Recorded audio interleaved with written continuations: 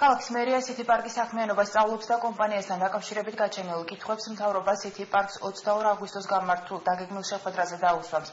დავით ნარმანიას განცხადებით შეხვედრაზე მთავრობის წევრები City Park-ის საქმიანობის და გაწეული ინვესტიციების შესახებ მიიღებენ ინფორმაციას.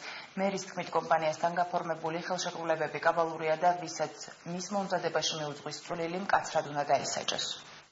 Დამდობებს თხოვეთ რომ წარმოედგინოთ ჩემი ხოლმე იქნება უბრალოდ შეიძლება წელში მოხდება